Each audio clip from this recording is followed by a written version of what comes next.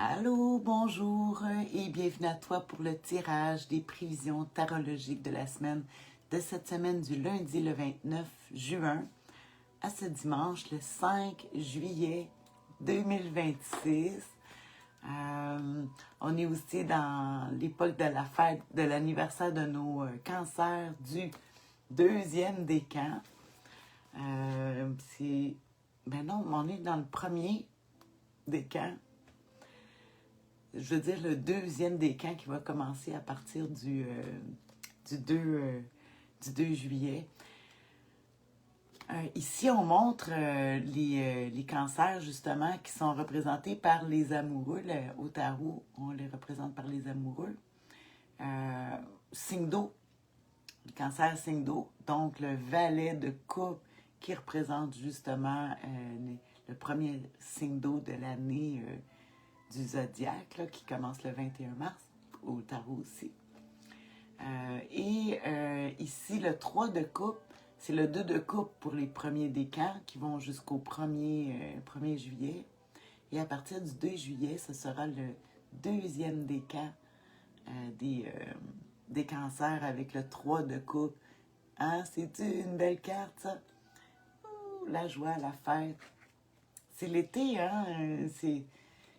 Nos cancers sont chanceux d'être nés dans la période justement où il y a des vacances.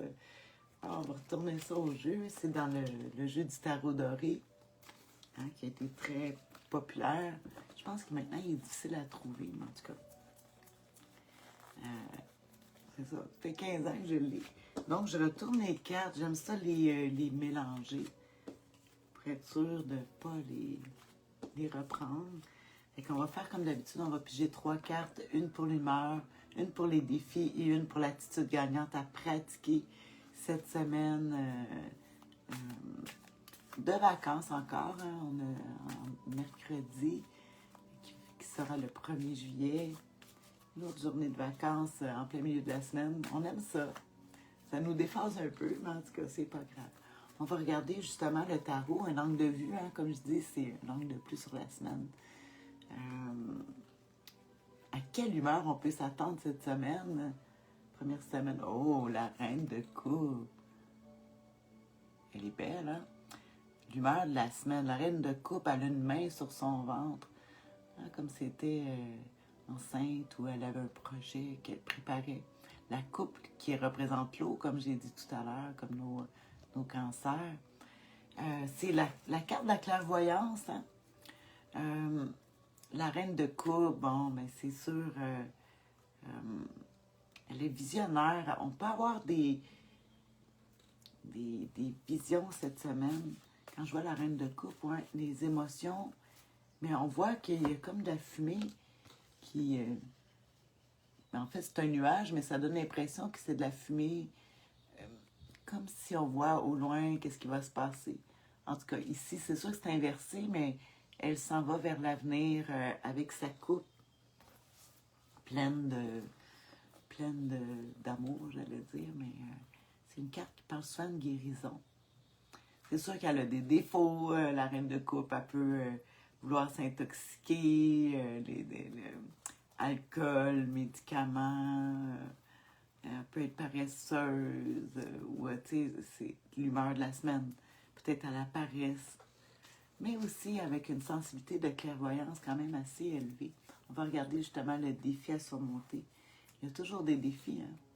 Toujours côté positif, négatif. Alors, ça serait ici, oh, et en parlant de défi, la mort, transformation, de devoir changer les choses, de devoir, en négatif, là, la mort, c'est difficile parce que c'est qu'il faut procéder à un changement, puis on n'est pas capable de changer. La mort au tarot, elle n'est pas, c'est numéro 13, c'est pas représenté. Mais c'est sûr que oui, il y a à faire un deuil. Hein? Ça ne représente pas la mort comme telle, mais oui aussi. C'est parce qu'on au tarot, on n'aime pas ça parler de la mort, mais c'est pas la dernière carte du tarot, hein? C'est dans le milieu. C'est que des fois, il faut passer par la mort de l'ancienne vie pour renaître à la nouvelle vie. Hein, une vie de chenille, puis après ça, on devient papillon. Fait qu'écoute, avec toute la sensibilité, puis avec la mort, ça peut être aussi une carte qui parle d'un deuil, de faire le deuil de quelque chose, de comment que c'était avant. Beaucoup de deuil à faire. Puis je le sentirais surtout avec une reine de coupe, dans l'humeur de la semaine, qui nous rend très émotifs. Il y a vraiment un deuil à passer. Qu'est-ce que je pourrais voir aussi? De la fumée. Hein, il y a de la fumée. Je ne sais pas comment le voir. La fumée. Écoute, faut que je regarde. Je vais regarder. Oui, parce que je vais regarder en négatif la mort, à quoi ça peut nous faire penser. Briser des liens. Comme je dis, les cartes, je les connais bien, mais il y a des côtés, des aspects que j'aime moins voir, comme les côtés négatifs. Les ruptures, les fins de choses, il y a des choses qui ont des difficultés à surmonter, des pertes, des confrontations, la faillite. Oh, le refus d'adaptation. Ouais, tu sais, avec une reine de coupe, hein, ça se pourrait... C'est quand même la carte de la transformation, de la changement. Puis il y a quelque chose qui non, on voudrait pas que ça change, on voudrait que ça reste pareil. Pour le moment, là, c'est ça que je vois.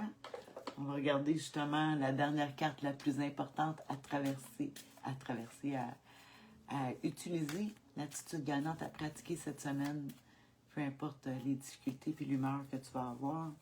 On va regarder quel aspect cette semaine qui pourrait nous être demandé. Qu'est-ce qui pourrait nous aider? Oh, le 9 de coupe. La misère avec le changement. Puis ici, le 9 de coupe. Le 9 de coupe qui nous parle toujours de célébrer dans le travail. C'est quand même une carte quand même de chance puis de succès. C'est comme si... C'est comme s'il faudrait remercier la chance qu'on a. Puis de profiter avec d'autres personnes. Parce qu'ici, c'est un aubergiste. C'est souvent la carte que moi, je parle de quand on reçoit à Noël. Recevoir à la maison. Accueillir dans le travail. De donner. Tu vois que c'est un aubergiste, il est en train de travailler, mais il offre... Le 9, tu n'es pas arrivé au bout du chemin, mais il offre une partie de son travail quand même. Il fête avec les autres. Hein, je vais regarder dans le côté initiatique, le 9 de coupe. C'est la carte la plus importante. Hein, comme je dis, c'est l'attitude gagnante à pratiquer, le contentement. Arriver à se trouver de... On met de côté l'excès de perfectionnisme. Surtout si on passe avec la mort, qu'il y a une transformation. Ils disent de réaliser un rêve. La réconciliation aussi. Puis de sentir qu'on a fait tout ce qu'on avait à faire. Parce qu'ici, il y a quand même un changement qui s'opère. Puis on peut être la nostalgie avec la reine de coupe dans l'humeur de la semaine. Les émotions sont très fortes. Puis on peut avoir des regrets. Puis il faudrait plutôt voir qu'on a fait le plus qu'on avait à faire. Hein? Le souffle divin descend dans l'être et lui donne la vie. Ce dernier peut apporter le développement de son système de valeurs. C'est qui donne vie à tous ses projets. Sinon, tout est faux, instable et sclérosé. C'est vraiment d'aller travailler sur nos valeurs, peu importe le changement. C'est drôle parce que ça me fait penser à la roue de fortune, mais un petit peu, ouais. La vie tourne, hein? Fait que il faut essayer d'aller profiter du mieux qu'on peut avec le 9 de coupe. Se consoler avec ça.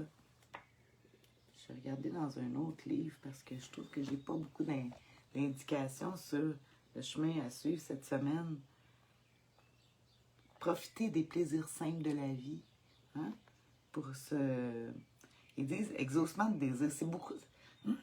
Ça parle beaucoup d'exaucement de désir. Content de ce qu'on a, être suffisant. Aimer son propre confort. Hein, comme je dis, recevoir à la maison, c'est pas sortir à l'extérieur, c'est plutôt d'accueillir dans son nid les autres. Hein. Puis faire le point de ses avantages.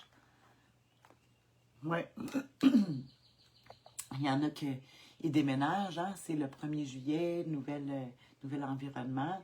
Ou si tu ne déménages pas, ben, c'est les gens autour de toi qui déménagent, fait que nouveaux voisins, nouvel environnement autour. Puis c'est la fin, justement, d'une certaine vie. Puis, puis pour ne pas être tombé dans la tristesse, c'est de regarder les avantages que tu as, toi, dans ta situation, ou si tu déménages, regarder les avantages que tu as dans ton nouvel endroit pour pouvoir mieux passer la transition.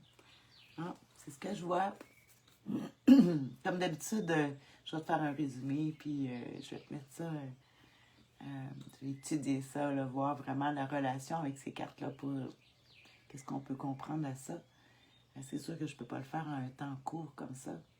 Des fois, j'analyse, des fois, ça me prend une journée ou deux même à comprendre vraiment le sens. C'est à nous de voir cette semaine.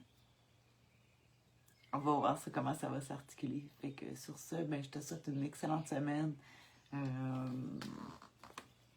Faites de notre mieux. On fait face au changement. Puis on avance avec ça. En regardant nos avantages. Bisous. Bye. Bonne semaine.